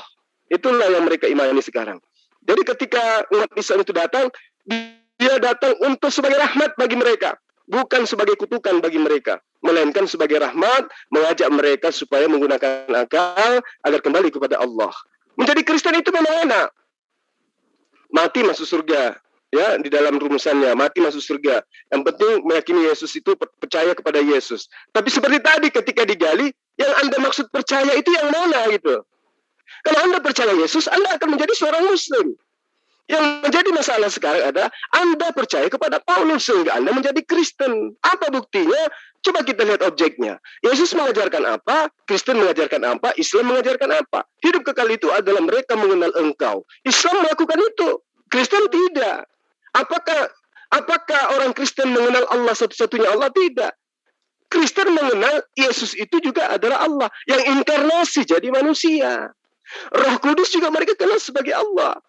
Jadi mereka selalu bertentangan dengan ajaran Yesus. Karena itu kesimpulan dari saya, para sahabat-sahabat sekalian, dikatakan oleh Allah dalam surah Muhammad ayat 2, walladzina amanu wa amilus salihati wa amanu bima nuzila ala Muhammad wa huwal haqqu min rabbihim. Itu. Jadi di situ dikatakan orang-orang yang beriman dan beramal saleh serta beriman kepada Al-Qur'an yang telah diwahyukan kepada Rasul Muhammad SAW, dan itulah yang hak, itulah kebenaran yang sempurna dari Tuhan, pemelihara manusia. Allah penghapus dosa-dosa serta memperbaiki keadaan manusia. Demikian para sahabat sekalian, terima kasih kepada semua netizen yang ada di luar sana dari seluruh channel-channel yang bergabung di ZZZ. Terima kasih, Anda luar biasa. Anda adalah pejuang yang sangat luar biasa. Kami bisa karena ada Anda. Anda bisa menikmati segala sesuatu yang ada di ZZZ, itu juga berkat Anda semua. Kami doakan semoga Allah memberkati, dijauhkan dari penyakit, dibahagiakan bersama keluarga di dunia, lebih-lebih di akhirat. Demikian dari saya.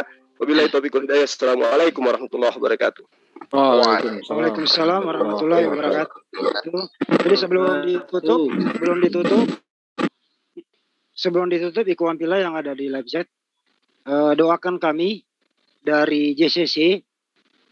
Alhamdulillah, kedepannya program kami adalah membangun masjid di salah satu daerah di Blora. Alhamdulillah semalam surat-surat rampung, telah diurus oleh Amir dan Dewan Suro. Selanjutnya, mulai nanti malam, rencana akan setiap live akan dicantumkan nomor rekening untuk berdonasi. Sekali lagi doakan kami semoga tujuan yang mulia ini diridhoi oleh Allah Subhanahu wa taala. Terima kasih semua atas atensinya. Sampai jumpa lagi. Wabillahi taufiq wal hidayah. Assalamualaikum warahmatullahi wabarakatuh. Waalaikumsalam.